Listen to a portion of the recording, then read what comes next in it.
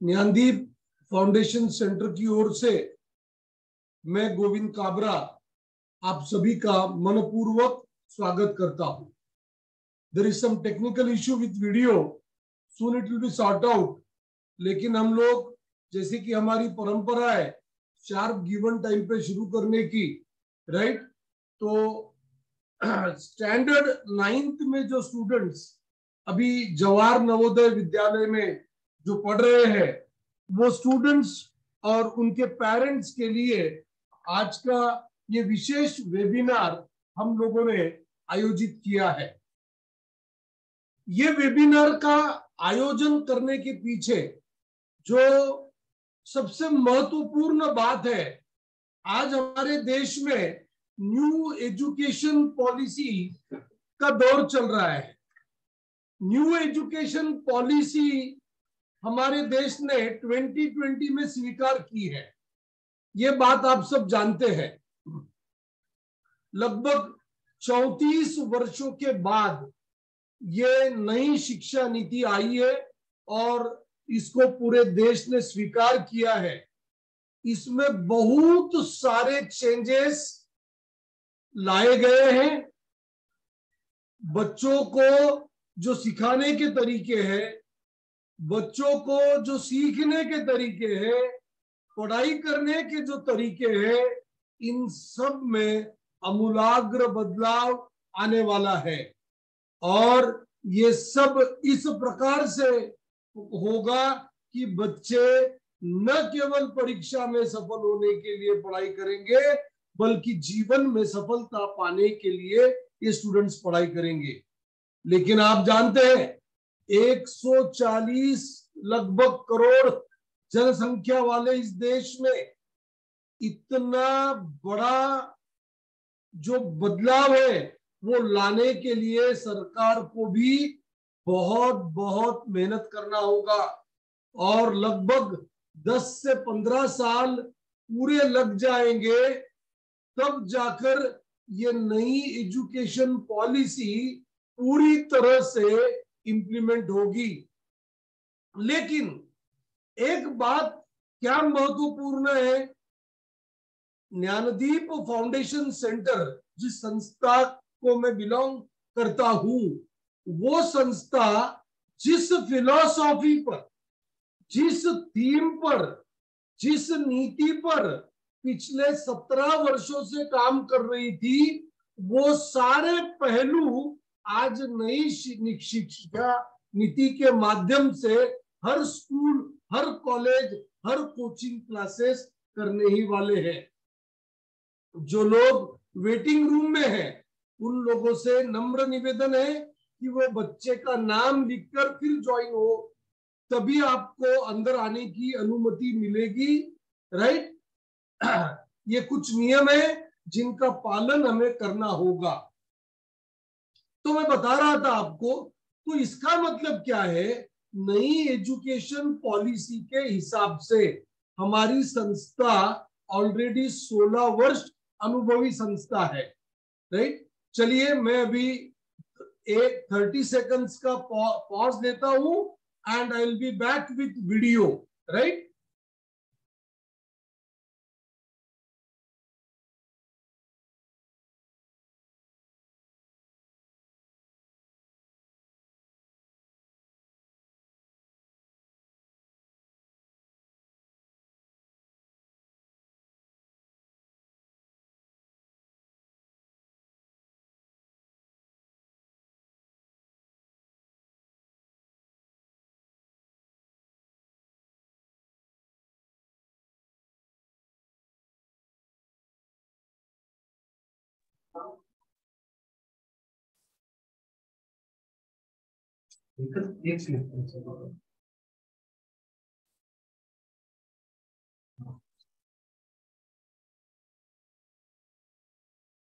चलिए पुनश्च स्वागत आप सभी का। तो मैं आपको इस नई शिक्षा नीति के बारे में बता रहा था कि ज्ञानदीप फाउंडेशन सेंटर का जो अनुभव है, ये 16 वर्षों से भी ज्यादा अनुभव है और उसका पूरा लाभ पूरे समाज को और पूरे देश को मिलना चाहिए। तो चलिए हम वन बाय वन इसको समझने का पूरा प्रयास करते हैं। न्यू एजुकेशन पॉलिसी पर आपने आज तक कई लेक्चर सुने होंगे।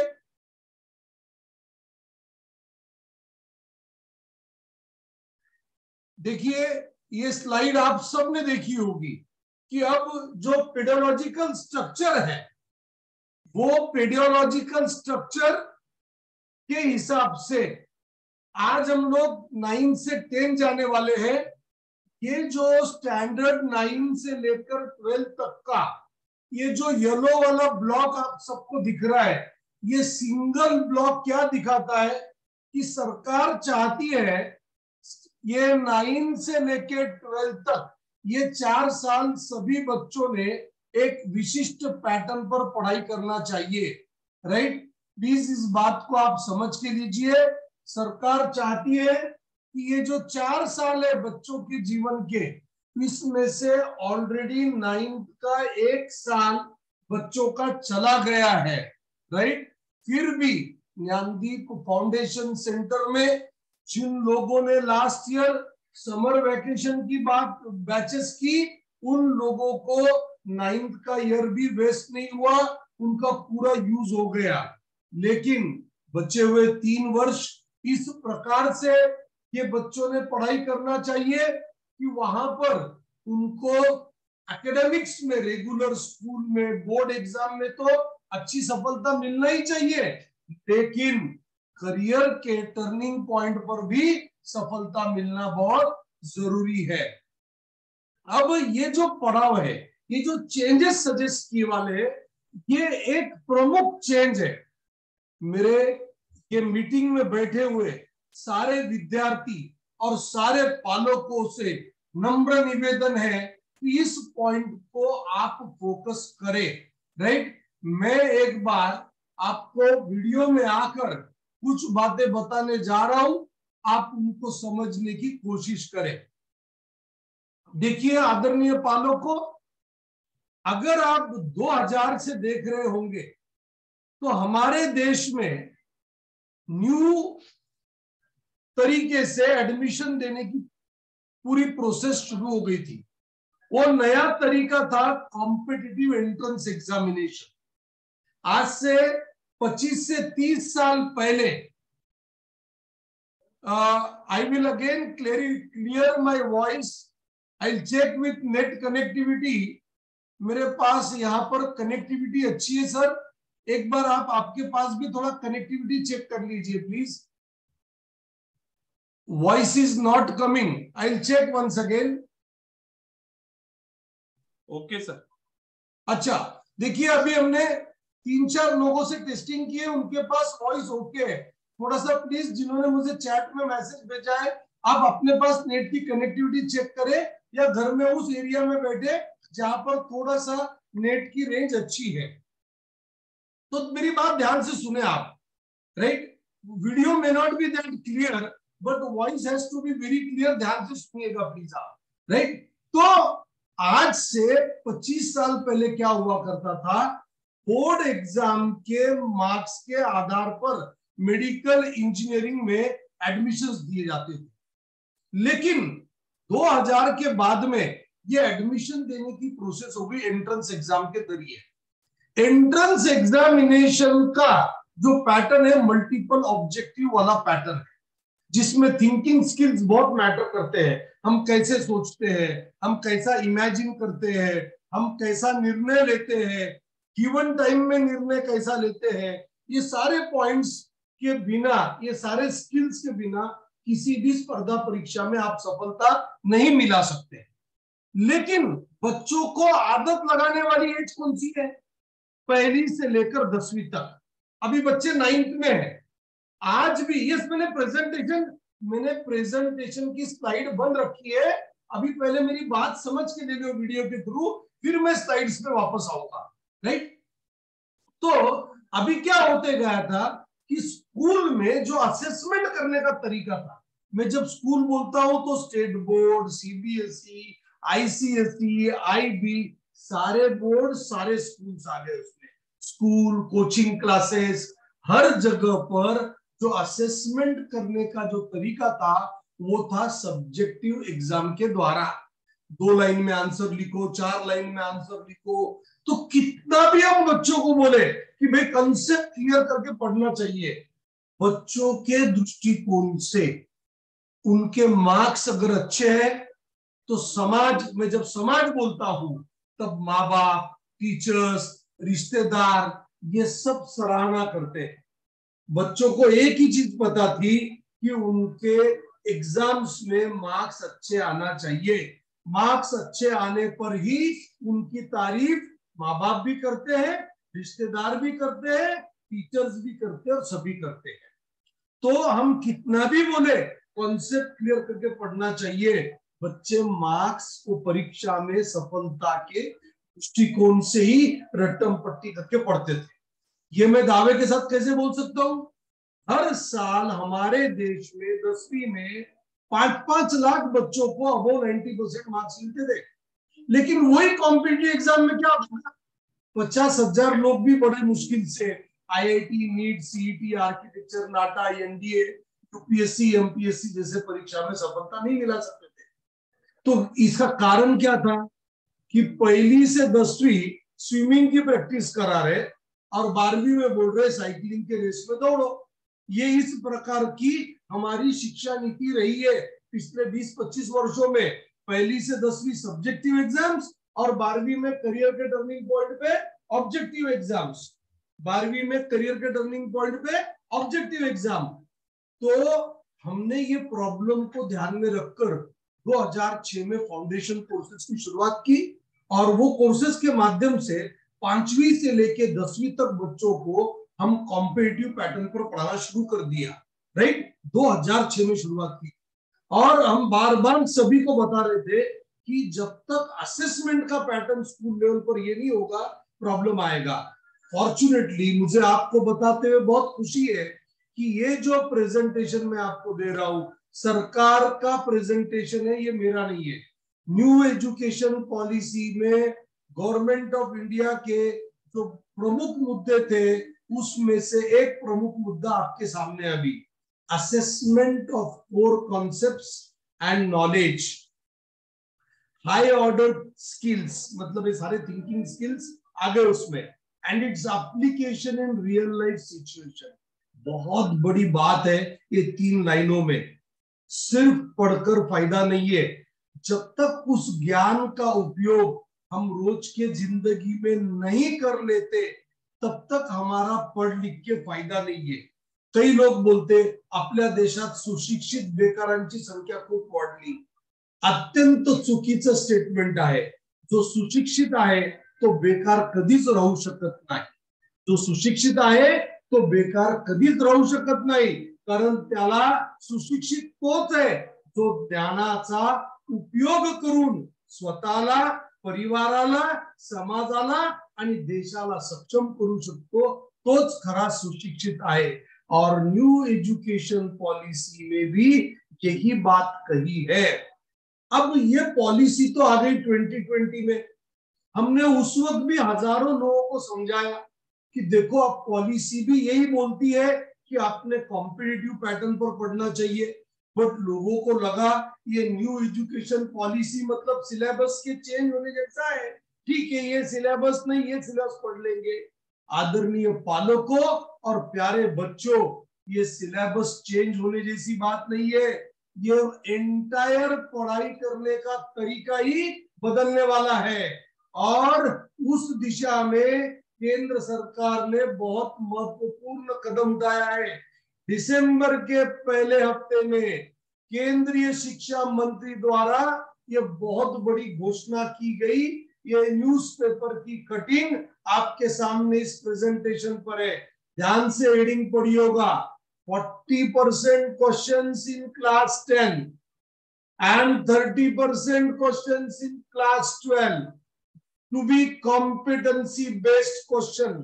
सरकार ने क्या किया, नेशनल टैलेंट सर्च एग्जामिनेशन को विड्रॉ किया, क्योंकि वो परीक्षा देने वालों की संख्या बहुत ही नगण्य थी। लेकिन 10वीं की एग्जाम तो सभी को देनी है, तो सभी बच्चों में कॉम्पिटिटिव अप्रोच डेवलप होने के दृष्टिकोण से ये मार्च 2023 से ही, मतलब अभी बच्चे हमारे 9th में, ये मार्च 2024 वाले हैं, लेकिन जो मार्च 2023 में बोर्ड एग्जाम देंगे उन बच्चों को 40% क्वेश्चंस कैसे रहेंगे, कॉम्पिटिटिव एग्जाम के पैटर्न पर रहेंगे। मतलब आईआईटी, नीट, नाटा, सीईटी, एनडीए, यूपीएससी ऐसी परीक्षाओं में जिस प्रकार के प्रश्न पूछे जाते हैं उस प्रकार के प्रश्न अब 10वीं और 12वीं बोर्ड एग्जाम में भी आएंगे। तो पालकों तैयारी उस प्रकार से ही करना होगी। और बाय ग्रेस ऑफ गॉड पिछले 16-17 वर्षों से डीएफसी अपने बच्चों से इसी पैटर्न पर तैयारी करती आई है, क्योंकि इस पैटर्न की सबसे बड़ी ब्यूटी क्या है कि ये कॉम्पिटिटिव पैटर्न पर स्टडी करने का मतलब ऐसा है हमारी थिंकिंग स्किल्स डेवलप होंगी, हमारी तर्क वितर्क शक्ति डेवलप होगी, मतलब लॉजिकल अप्रोच, हमारा इमेजिनेशन पावर डेवलप होगा, हमारी डिसीजन मेकिंग एबिलिटी डेवलप होगी। आदरणीय पालकों, अगर आप ये स्किल्स और आदतों की बात सुनते हो ध्यान से, तो मेरे ख्याल से आप जो वरिष्ठ लोग हैं, इन बच्चों के जो माँ बाप है, आप भी अपने अपने क्षेत्र में सफलता मिलाए होंगे। और आप सबको पता है निजी जीवन में सफलता पाने के लिए निर्णय लेने की क्षमता, सोचने की क्षमता, इमेजिन करने की क्षमता, कल्पना शक्ति, इनके बिना कोई भी व्यक्ति जीवन में सफल नहीं हो सकता। मतलब हम ऐसे शिक्षा नीति की तरफ बढ़ रहे हैं जो बच्चों को परीक्षा तथा जीवन में सफल होने के लिए एजुकेट करने वाली सिस्टम है। तो ये राष्ट्रीय स्तर पे इम्प्लीमेंटेशन ऑलरेडी शुरू हो गया है। ऐसे स्थिति में हम पीछे रह नहीं सकते। और ये कॉम्पिटिटिव पैटर्न पर जो 40% क्वेश्चन 40% ही है, लेकिन पढ़ाई तो 100% ही करना पड़ेगी आपको। आप ऐसा थोड़ी बोल सकते कि भाई 40% ही क्वेश्चन आएंगे, हम 40% सिलेबस पढ़ेंगे। सिलेबस तो 100% ही है। वो 100% सिलेबस के 40% क्वेश्चन ऐसे रहेंगे और 60% क्वेश्चन 2 लाइन में 4 लाइन में लिखो ऐसे रहेंगे। बट वो 40% मार्क्स का महत्व आप जानते क्या है? तो उसको जिन लोगों को अनुभव है कॉम्पिटिटिव पैटर्न पर पढ़ाने का, कॉम्पिटिटिव पैटर्न पर प्रैक्टिस करने का, ये सादा एमसीक्यू नहीं है। ये 4 पर्याय एबीसीडी बी टिक कर दो, ए सी टिक कर दो, ऐसा नहीं है। यहाँ पर सोचना होगा, यहाँ इमेजिन करना होगा। चारों ऑप्शन ऐसे लगेंगे, सब नजदीक नजदीक के, चारों राइट है तो चारों रॉन्ग है, लेकिन एक ही राइट होगा, 3 रॉन्ग होंगे। उसको निर्णय लेने की क्षमता विकसित करना होगा। उसके लिए प्रॉपर ट्रेनिंग चाहिए। ट्रेनिंग के बिना ये संभव नहीं है। और इसीलिए हम जवाहर नवोदय विद्यालय, हम जानते हैं इस जेएनवी के, ये जेएनवी के जो बच्चे होते हैं ये बहुत अच्छे होते हैं, क्योंकि उनकी जो एंट्री जेएनवी में होती है 6ठी में या 9वीं में, वो भी कॉम्पिटेंसी बेस्ड क्वेश्चन की परीक्षा के द्वारा ही होती है। तो उनके पास वो प्रतिभा है, लेकिन उस प्रतिभा को हर स्तर पर प्रैक्टिस करने की आवश्यकता है। 7वीं में 7वीं के स्तर की प्रैक्टिस, 8वीं में 8वीं के स्तर की प्रैक्टिस, 9वीं में 9वीं के स्तर की प्रैक्टिस। और सिर्फ एनएसओ, आईएमओ, एनएसटीएससी देने से ये सारे स्किल्स डेवलप नहीं होते। इसको रोज के जीवन में प्रैक्टिस करता है तब जाकर ये स्किल डेवलप हो सकते हैं। और इसीलिए हमने, हमारे पास ये 2006 से फाउंडेशन कोर्सेज कर रहे हैं। गत वर्ष से हमने जेएनवी के बच्चों की रिक्वायरमेंट को ध्यान में रखकर, राइट, उनके लिए भी स्पेशल कोर्सेज बनाए हैं। अब ये स्पेशल कोर्सेज बनाने के पहले वाली जो बात है, वो बात आप थोड़ा सा समझ के लीजिए, क्योंकि कई लोगों को लगेगा काय गरज है 9वी नंतर करू, काय आपल्याला गड़बड़ का है। तो ये जो स्लाइड है इसका आप स्क्रीनशॉट भी ले सकते हैं। अगले 4 से 5 मिनट बच्चों के, मेरे सामने बैठे हुए मीटिंग में जो बच्चे हैं वे और उनके माता पिता के लिए एक टर्निंग मोमेंट साबित हो सकता है। सो आपसे नम्र निवेदन है, ध्यान देकर मेरी बात को सुनिएगा। ये एक फोटो खींच लीजिए, स्क्रीनशॉट ले लीजिए। आपके सामने जो स्लाइड है, हाउ डीएफसी 10वीं तक के डीएफसी, 11वीं 12वीं आईआईटी नीट सीईटी आर्किटेक्चर नाटा एनडीए सीए एमबीए की परीक्षाओं के लिए हमारी संस्था का जो डिवीजन है, उस डिवीजन का नाम है अद्वैत एकेडमी। देखिए, किसी भी प्रकार का स्पर्धा का सामना करने के पहले आपको स्पर्धा की तीव्रता पता होना चाहिए। Know the reality of relative merit and face it. सच्चाई को समझ लो, तभी आप अच्छी तरह से तैयारी कर पाएंगे। राइट। 2022 देखिए, अपने देश में इंजीनियरिंग और मेडिकल, आप जानते हैं अवंती फेलोज, दक्षिणा फाउंडेशन जेएनवी के बच्चों के लिए 11वीं 12वीं के लेवल पर बहुत अच्छा काम कर रही है आप सब लोगों के लिए, और ये प्रमुख तौर पर आईआईटी और नीट के लिए काम करते हैं। तो इसलिए मैंने यहाँ आईआईटी नीट के एग्जाम्पल लिया, लेकिन ये एग्जाम्पल सभी प्रकार के करियर, कॉमर्स और आर्ट्स में के भी, साइंस में के भी, हर जगह पर ये स्थिति बरकरार है। तो देखिए, हम समझ के लेते स्पर्धा को। 2022 में आईआईटी जेडब्ल्यू जो मेंस नाम की जो एग्जाम थी, उसमें 9,05,590 बच्चों ने एग्जाम दी। और आपको पता है आईआईटी में 16,234 सीट्स है। मतलब एग्जाम देने वालों की संख्या कितनी है? 9,05,000, जबकि सीट्स कितने हैं? 16,234। परसेंटेज आप निकाल सकते हैं बच्चे और पेरेंट्स। मेडिकल नीट में नंबर ऑफ एस्पिरेंट्स जिन्होंने एग्जाम देने के लिए अप्लाई किया था कितने थे? 17,64,571 बच्चों ने exam the. Right. Number of seats government और उसमें प्राइवेट भी मिला लो आप, क्योंकि गवर्नमेंट के एमबीबीएस के सीट की संख्या इतनी कम है, तो प्राइवेट भी जोड़ लो। 2 मिनट के लिए मजदूर करेंगे, आप पैसा खर्चा कर लेंगे प्राइवेट में करके। कितने सीट से? 91,927।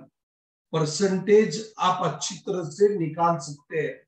राइट। इतना कम सक्सेस रेशियो होता है आप, और ये similar kind of ratio is there for UPSC, NDA, CA, MBA, IPMAT, CAT, कोई भी एग्जाम ले लो। Number of aspirants almost 20 times है जितने सीट्स है उससे। राइट। मैं बार बार बोल रहा हूं कि मैं ये स्टैटिस्टिक्स डराने के लिए नहीं बोल रहा हूं। देखिए, एक बात आप समझ कर ले, कई लोग क्या बोलते हैं, स्पर्धा जीव घेनी है। आदरणीय पालकों, मैं इसके विरोध में बात करता हूं। स्पर्धा जीव घेनी नहीं है। एग्जाम चाहे आईआईटी की रो, नीट रो, 10वीं बोर्ड रो, 12वीं बोर्ड रो, यदि आप एग्जाम सेंटर के बाहर खड़े रहते हो, एक 50 बच्चे आते हैं, 25 बच्चे बोलेंगे अरे काय सोपा पेपर होता, अरे इट वॉज वेरी इजी, जबकि 10 बच्चे बोलेंगे काय बदला घेतला या परीक्षकाने, माहित नहीं किती पेपर हार्ड होता। मुझे बोलिए, सेम पेपर को एक व्यक्ति बोल रहा है पेपर खूब हार्ड होता, जबकि दूसरा व्यक्ति क्या बोल रहा है, पेपर खूब सोपा होता। मग नेमका पेपर हार्ड होता। आदरणीय पालकों और प्यारे बच्चों, पेपर कभी भी हार्ड या इजी नहीं होता है।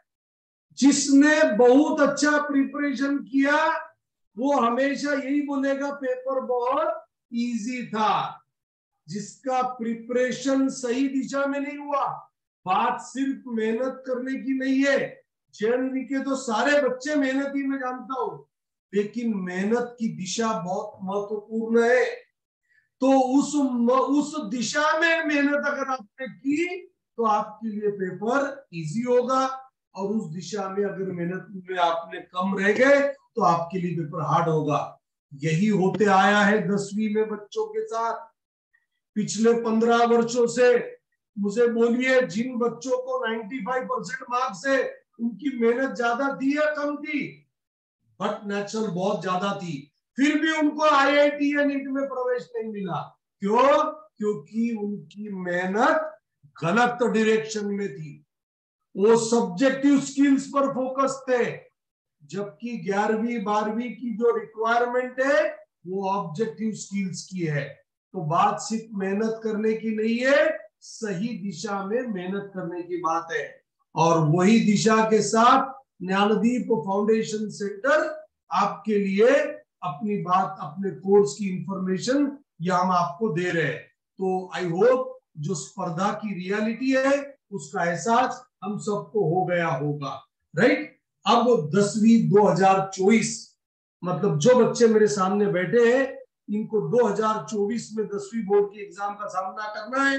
उस दिशा में जो हमारी डायरेक्शन है, जो हमारी नीति है ज्ञानदीप फाउंडेशन सेंटर की, हम बताना चाहते हैं JNV के बच्चों की रिक्वायरमेंट को ध्यान में रखकर, प्लीज, ये मैं बार बार JNV की रिक्वायरमेंट क्यों शब्द यूज कर रहा हूं? जवाहर नवोदय विद्यालय के बच्चे मेरे लिए सामान्य विद्यार्थियों से थोड़े हटकर है। उसके 2-3 कारण बताता हूं मैं आपको। एक, ये बच्चे साल में कम से कम 9 से 10 महीने अपने माता पिता को छोड़कर स्कूल प्रीमाइसेस में रहते हैं। एक हिसाब से बहुत अच्छी बात है, डिसिप्लिन लगेगी, हॉस्टल की लाइफ में सेल्फ डिपेंडेंट बनेंगे, अलग रहने की आदत लगेगी, बहुत अच्छी बात है।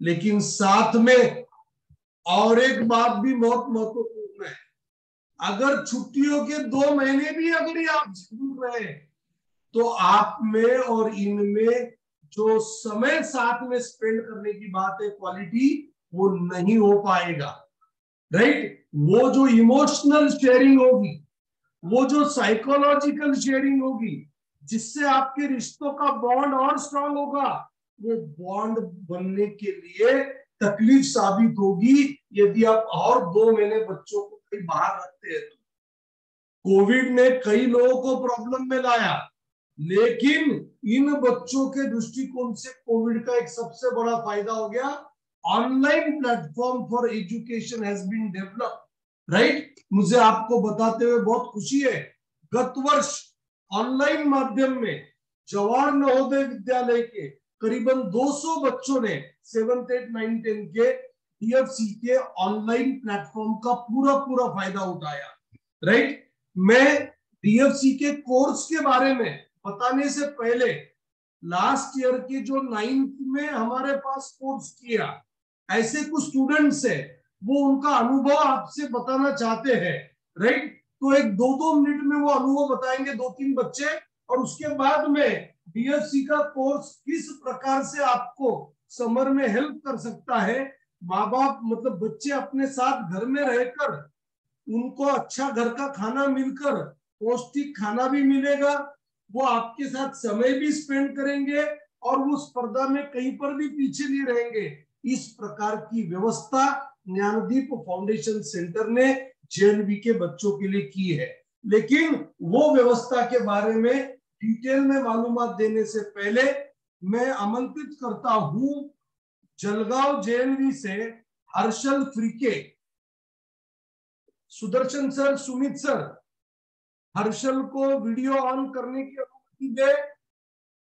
हर्षल फ्रीके, हर्षल जरा हाथ वर कर तुझा।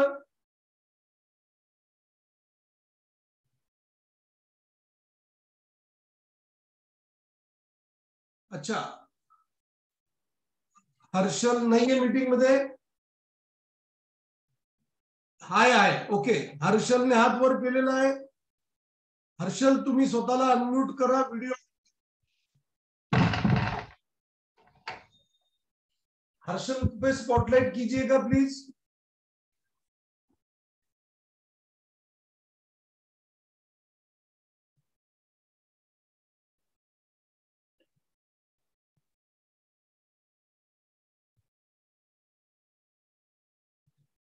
काय झालं सुदर्शन सर?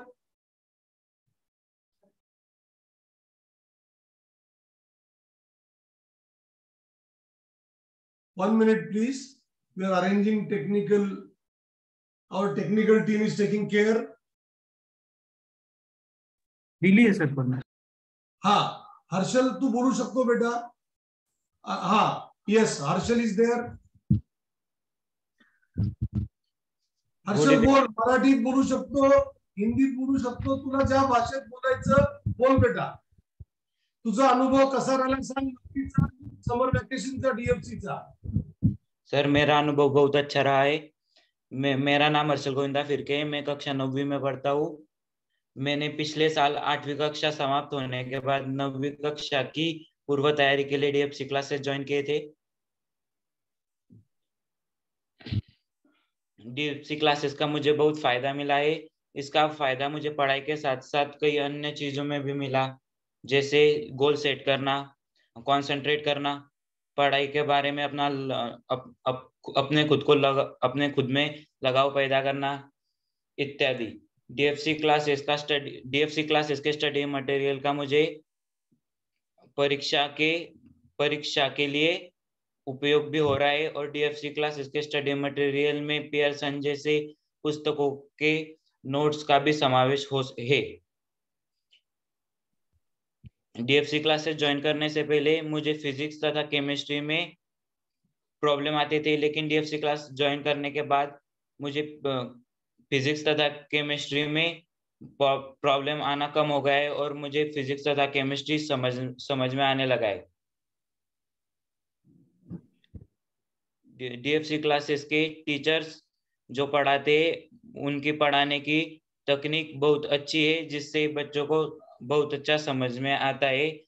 और मैं 10वीं कक्षा में भी इस क्लासेस को ज्वाइन करूंगा. Thank you.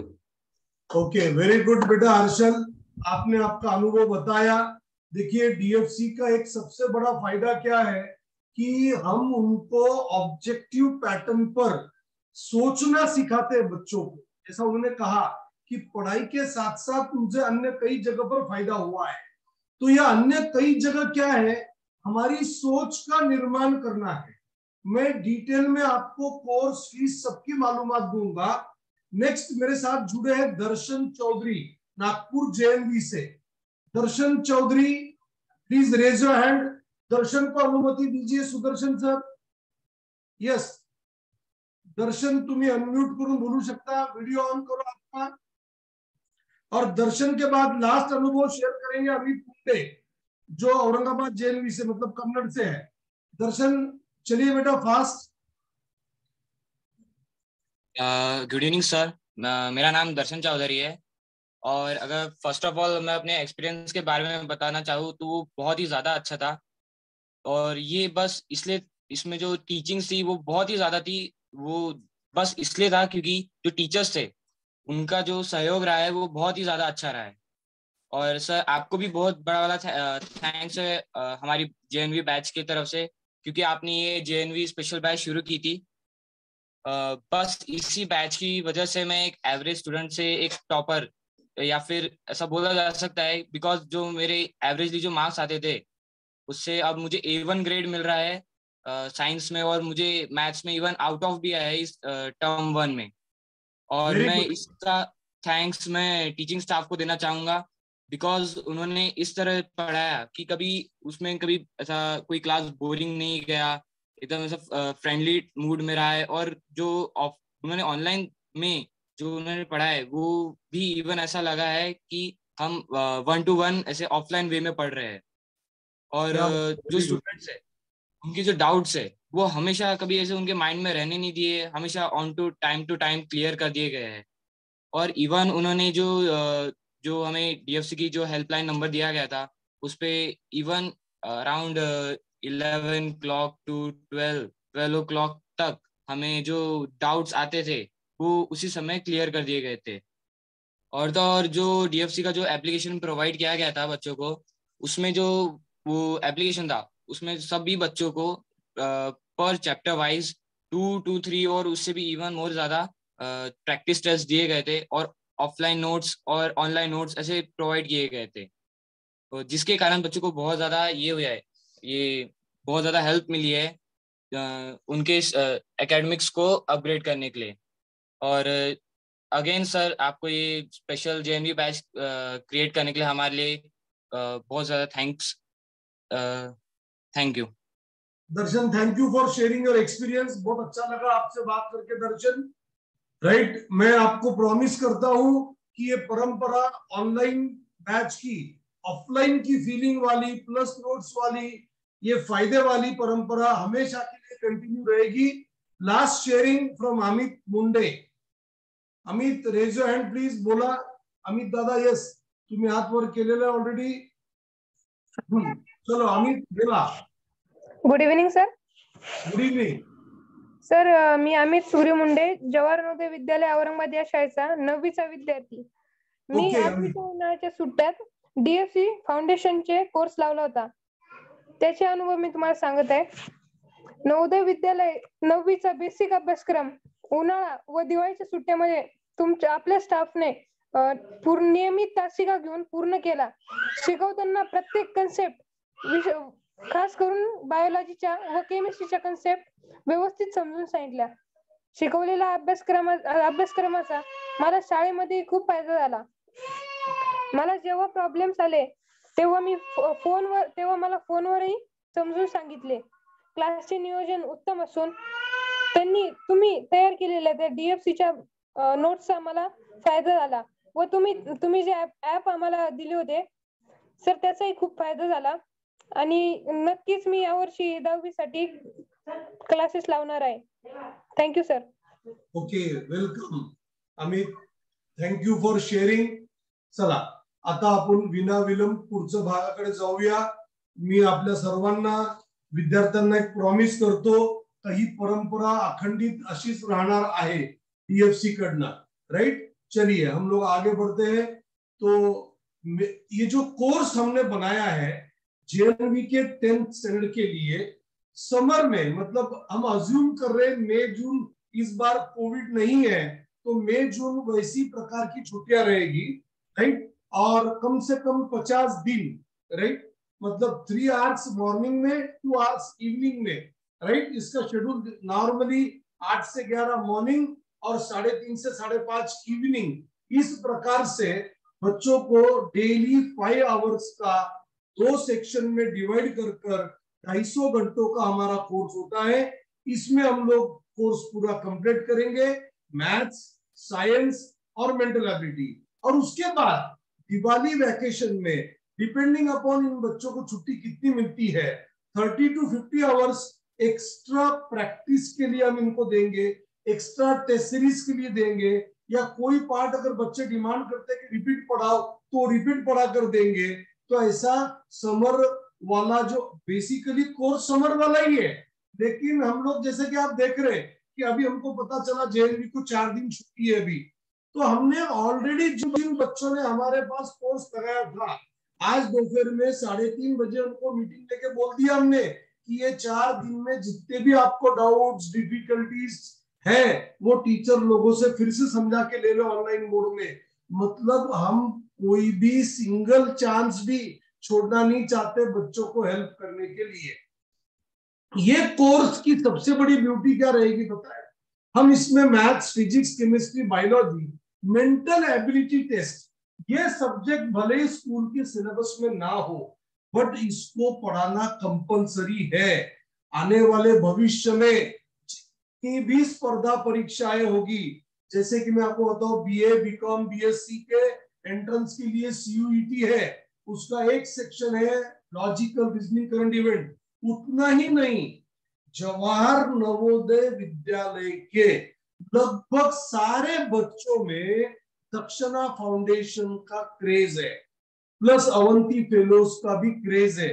शायद आपको आपकी स्कूल इसकी मालूमात देती होंगी कि दक्षिणा फाउंडेशन, अवंती फेलोज, ये बच्चों को 11वीं 12वीं में free of cost coaching provide करते हैं.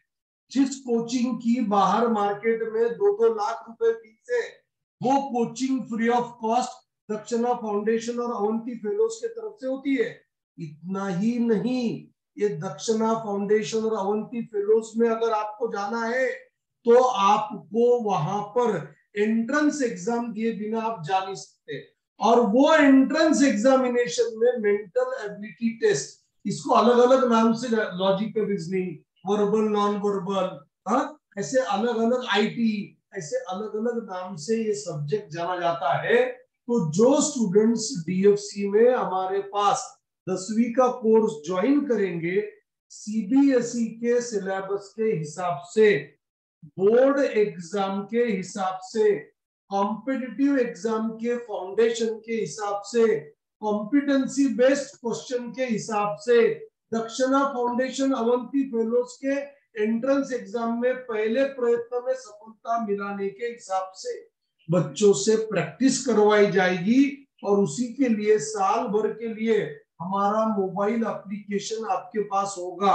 हमारे मोबाइल ऐप पर हर चैप्टर की आप चैप्टर वाइज 1, 2, 3 टेस्ट दे सकते हैं। उसके अलावा प्रैक्टिस पेपर्स हम लोग फिजिकल मोड में भेज देते हैं आपको, कुछ जो आप भले स्कूल में चले जाओ साल भर, वहां पर भी आप प्रैक्टिस कर सकते हैं। ऐसे मॉड्यूल्स, ऐसे प्रिंटेड नोट्स हम प्रोवाइड करते हैं। तो मुझे पूरा यकीन है वाई डीएफसी का आंसर आपको मिल गया होगा कि भाई अमुक एबीसी जगह पर 10वीं का क्लास करना और डीएफसी में करना, इसमें जमीन आसमान का फर्क है। क्योंकि डीएफसी आपको भविष्य के स्पर्धा के लिए स्ट्रॉन्ग फाउंडेशन बना के देगी। आपको करियर चाहे साइंस में करना हो, चाहे कॉमर्स में करना हो, चाहे आर्ट्स में करना हो, बिना कॉम्पिटिटिव एग्जाम के करियर नहीं बनता। इसलिए सरकार ने भी 40% competency based question board exam में ला लिए है। तो उस दृष्टि से हम बनाएंगे, शायद बाकी लोग भी करेंगे अब ये देखकर, लेकिन हमारे पास 16-17 वर्षों का संस्था का अनुभव है।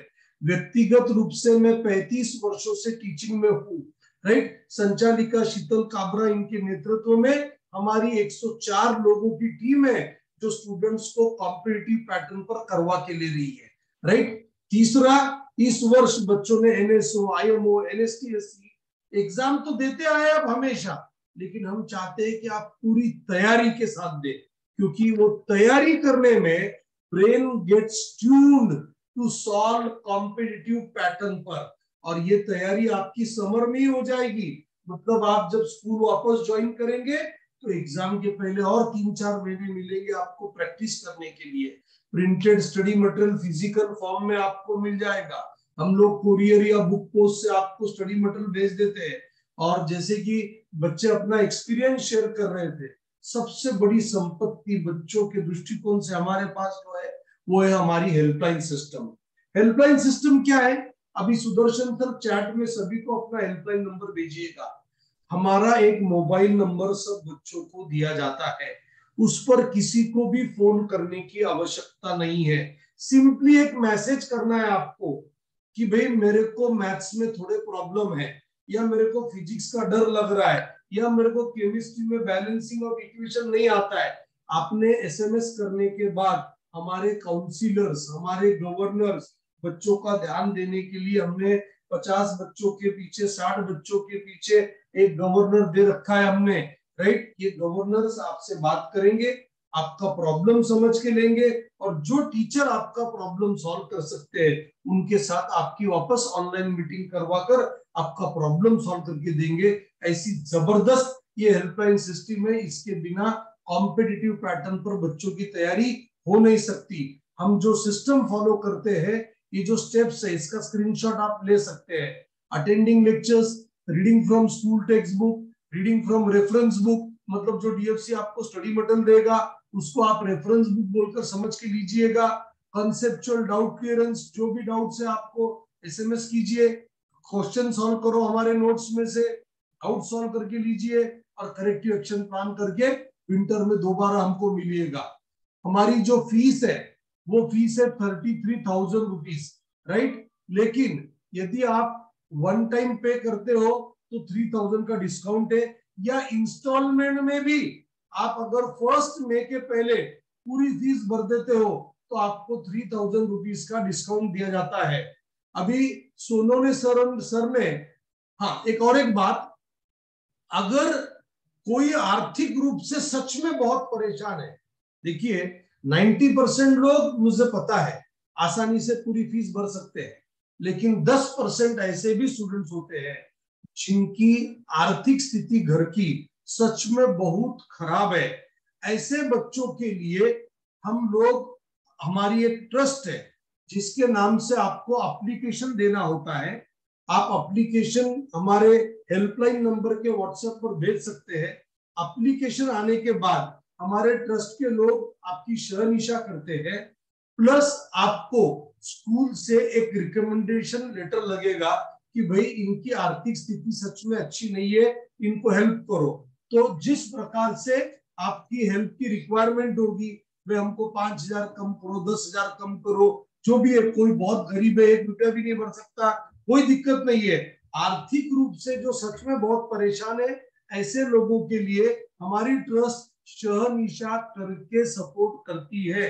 इसीलिए वो स्टार लिखा है, final decision will be of trust, Jalna education foundation trust, right. इस ट्रस्ट के माध्यम से जो आर्थिक रूप से परेशान है उनको हम एजुकेशन के लिए सहायता करते हैं, राइट। तो ये फीस वाला जो पार्ट है इन लोगों के लिए अलग से हैंडल होता है, राइट। सबसे बड़ी बात क्या है, अभी मेरे पास सुदर्शन सर ने भी एक रिक्वेस्ट की हमारे टीम मेंबर ने कि सर 10th का तो हम इनसे करवा के देंगे, लेकिन बच्चों के पास अभी भी 2 से 3 महीने जहां इनकी 9th की एग्जाम होनी है, फिर पढ़ाई करना है, स्कूल में जाना है, ऐसे स्थिति में हम इनको 9th का स्टडी मटेरियल दे सकते हैं क्या? तो जो स्टूडेंट्स 5,000 रुपए पे करके 5,000 रुपए पे करके जो स्टूडेंट्स यहाँ पर एडमिशन कर लेंगे, मतलब बुकिंग कर लेंगे, उन बच्चों को 9th का जो हमारा स्टडी मटेरियल है जिसकी कॉस्ट लगभग 1,500 से 2,000 रुपए है, वो स्टडी मटेरियल एब्सोल्युटली हम फ्री प्रोवाइड कर देंगे।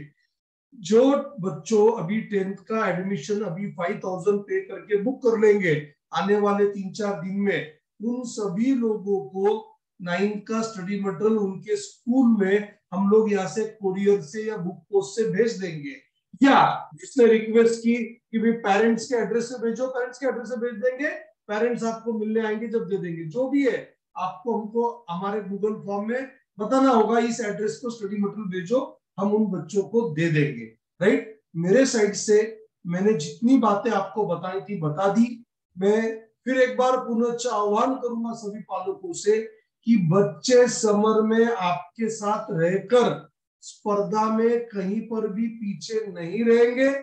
10वीं बोर्ड के चाहे सब्जेक्टिव क्वेश्चंस हो चाहे कॉम्पिटेंसी बेस्ड हो, दोनों जगह पर सफलता मिलाने के लिए ये संस्था का आपको पूरा फायदा होगा और इसका आप फायदा उठाइएगा। इतना ही नहीं, हमारे रिजल्ट्स में आपको बताता हूं। सुमित सर एक 2 मिनट, मतलब 10th के रिजल्ट्स में शेयर कर रहा हूं। मुझे चैट में किसी ने पूछा है 10वीं के रिजल्ट्स क्या है आपके बोर्ड एग्जाम के। सुदर्शन सर, सुमित सर कुठे आहे? बोला किती वाजले? बरं, एक 2 मिनिट 10वीचा रिझल्ट दाखवा मला, 10वी इथं स्लाइड दाखवा मला, है ना। 1 सेकंड मैं देखता हूं, रिजल्ट बताता हूं आपको। 10 सीबीएसई में 118 स्टूडेंट्स है जिनको 90% के ऊपर मार्क्स मिले हैं, और 30 स्टूडेंट्स है जिनको 95% के ऊपर मार्क्स मिले हैं। स्टेट बोर्ड में 112 स्टूडेंट्स है जिनको 90% के ऊपर मार्क्स मिले हैं, और 25 स्टूडेंट्स है जिनको 95% के ऊपर मार्क्स मिले हैं। ये रिजल्ट इन सब बच्चों के फोटोग्राफ के साथ रिजल्ट्स हम आपको व्हाट्सएप पर आपके शेयर कर देंगे, राइट। जिन लोगों को इनविटेशन मिला है, मतलब हम लोगों के पास में आपकी कोई फ्रेंड ने आपका नंबर दिया है, इसलिए हमारे पास है, हम आपको शेयर कर देंगे आपके व्हाट्सएप पर। अभी चूंकि ऑफिस क्लोज हुआ है, यहाँ पर रिजल्ट शीट मुझे नहीं है मेरे पास यहाँ पर, नहीं तो मैं यहाँ पर भी आपको दिखाता। ऑफलाइन क्लास देखिए औरंगाबाद में हो सकता है, अगर कम से कम, लेकिन उसके लिए बैच के लिए 40 स्टूडेंट चाहिए, अगर कोई 40 स्टूडेंट अलग अलग जेएनवी के ऑफलाइन में औरंगाबाद में आते हैं तो उनके लिए ऑफलाइन बैच होगी। सिर्फ ऑफलाइन बैच की जो फीस है वो 38,000 होगी, राइट। हाँ, एसएससी के लिए है क्या, एसएससी के लिए हमारी ऑनलाइन बैच है, राइट। मतलब जो स्टूडेंट्स जेएनवी में नहीं है बट एसएससी में है उनके लिए भी हमारी ऑनलाइन बैच है 10वीं के लिए। आप उसके लिए हमारे हेल्पलाइन नंबर पर मैसेज करो, स्टूडेंट का नाम, नंबर और आप किस गांव से है तो आपको वो कांटेक्ट कर कर पूरा बता दिया जाएगा। मैं 2 मिनट में चैट में जितने लोगों ने क्वेश्चन पूछे हैं उनके आंसर देता हूं और उसके बाद में अगर किसी को कुछ पूछना है तो रेज योर हैंड, मैं आपके हर सवाल का जवाब दूंगा। जिनको क्वेश्चन पूछना है हाथ ऊपर कीजिए। हाँ दाखवा, 1 मिनट, रिजल्ट शीट मेरे सामने आ रही है, मैं आपको बता रहा हूं, आप बने रहिए। और जब तक जिनको क्वेश्चन पूछना है प्लीज रेज योर हैंड, मैं आपको अनम्यूट करके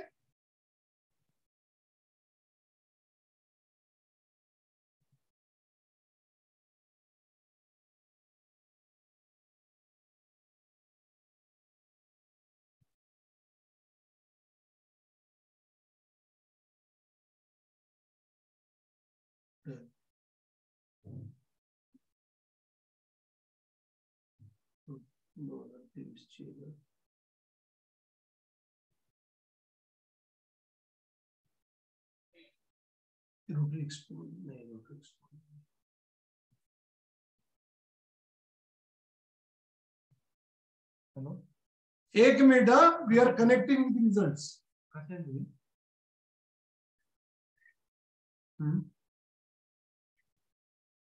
तो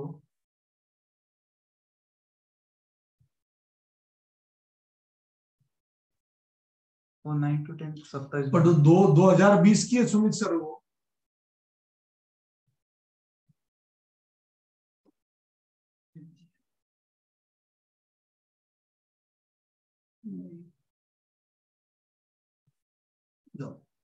नहीं, अभी टेक्निकल रीजन में है, वो ओपन नहीं हो रही है स्लाइड। चलिए, जिनको कुछ क्वेश्चन पूछना है प्लीज रेज योर हैंड।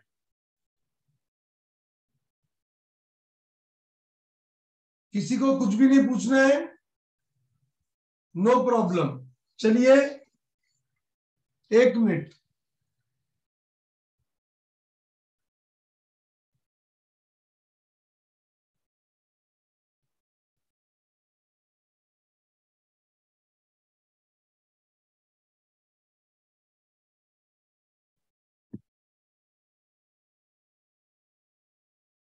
ये डायरेक्ट शेयर कर सकता क्या ऐसे?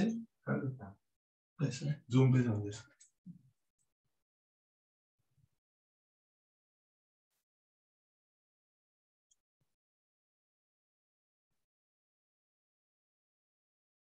देखिए ये रिजल्ट है आपके सामने। 10 state board, 118 students above 90%, 25 students above 95%। 10 CBSE, 30 students scored above 95% and 112 students scored above 90%। तो इस प्रकार के रिजल्ट देने वाली ये संस्था है, इसका आप सब लोग पूरा लाभ उठाना चाहिए, राइट। और फटाफट अपना एडमिशन कराइए क्योंकि एडमिशंस 100 के ऊपर हो नहीं पाएंगे, right. So you can book your seats. धन्यवाद। जय हिंद, जय महाराष्ट्र। 1 मिनिट, हाँ संदीप तरटे अनम्यूट करून बोला, तुम्ही हँड रेस केलंय। संदीप तराटे सर, प्रश्न आहे का? राजारामजी कोकिळ अनम्यूट करून बोला। आवाज येत आहे का सर? हा तराटे सर, आवाज येतोय, बोला। हा, मला एक विचारायचं होतं. पाठीमागच्या वर्षी 8th स्टँडर्ड मध्ये कल्याणी तरटे आमची स्टुडंट होती, ओके, सिडको कॉलेज महानगर औरंगाबाद. तर यामध्ये ऍक्च्युली आपण डे टू डे जे क्लासेस घ्यायचो 5 अवर्सचे, तर यामध्ये तिला फिजिक्स मध्ये थोडेसे प्रॉब्लेम्स यायचे. ते प्रॉब्लेम्स तिने तर टाकले ग्रुपवरती, पण हेच थोडंसं मला थोडं चेंजेस सांगायचं की तिला जो प्रॉब्लेम आला तो रनिंग मध्येच क्लिअर करता नाही येणार का? बघा म्हणजे सर, तिलाच नाही, मध्ये बाकीच्या नाही. कनेक्टेड प्रॉब्लेम जो असतो तो बिलकुल क्लिअर करता येतो, काही प्रॉब्लेम मध्ये नाहीये. पण जर जुना प्रॉब्लेम या क्लासमध्ये विचारला तर प्रॉब्लेम येतो लिंक लागायला. रनिंगचे रनिंग मध्ये क्लिअर करता येतात, काही प्रॉब्लेम नाही. ओके ओके ओके ठीक आहे सर, थँक्यू. वेलकम. राजारामजी कोळी, अनम्यूट करून बोला सर. Hello sir. बोला कोळी सर, बोला. फीचं कसं काय? फीस आता सांगितली तर मी 33,000 रुपये फीस आहे. आणि कोणी वन टाइम भरत असेल किंवा 1 मेच्या आधी इन्स्टॉलमेंट भरत असतील तर 3,000 रुपये डिस्काउंट आहे. होय. हा म्हणजे 33,000 रुपये भरायचे. हो सर, हो सर. ओके ओके चालेल. Okay okay. चलिए, सगळ्यांचे ज्यांचे हात वर होते सगळ्यांना मी प्रश्नांचे उत्तर दिलेले आहे. धन्यवाद. जय हिंद, जय महाराष्ट्र.